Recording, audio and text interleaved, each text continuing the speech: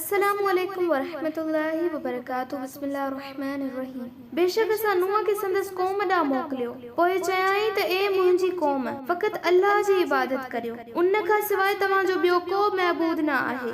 बेशक मां तव्हांजी उन मुशरिकाना रविश या चाल सबब तव्हांजे मथां हिकु वॾे होलनाक ॾींहं जे अज़ाब अचण खां डिॼां थो। संदसि क़ौम जे सरदारनि जवाब ॾिनो त ए नूह, बेशक असां तोखे वाक़ई पधरी गुमराही में ॾिसी रहिया आहियूं। नूह अलैहिस्सलाम चयो त ए मुंहिंजी क़ौम, आऊं गुमराही में मुब्तला न आहियां, पर मां जहाननि जे पालनहार जी तरफ़ां अव्हां ॾांहुं रसूल आहियां।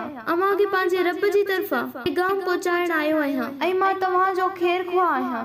ऐं आऊं ख़बरदार थो करियांव त मां अल्लाह जी तरफ़ां उहो कुझु ॼाणां थो जंहिंजी तव्हांखे ख़बर न आहे। छा तव्हांखे हिन ॻाल्हि ते अजब थो लॻे त तव्हां ते तव्हांजे रब तरफ़ां तव्हां मंझाई हिकु मर्द ते नसीहत आई त जीअं हू तव्हांखे ख़बरदार करे त नाफरमानीअ खां बचो ऐं पंहिंजे रब खां डिॼो त मन अव्हां ते रहम कयो वञे। पर पोइ बि उन्हनि माण्हुनि उनखे यानी नूह अलैहिस्सलाम खे कूड़ो कयो या कूड़ो चयो। पोइ असां खेसि ऐं उन्हनि खे जेके साणस ॿेड़ी में हुआ तिन खे बचायो, ऐं जिन असांजी आयतुनि खे कूड़ो कयो तिन खे गर्क कयोसीं। बेशक इहा अंधी यानी हक़ न सुञाणींदड़ क़ौम हुई।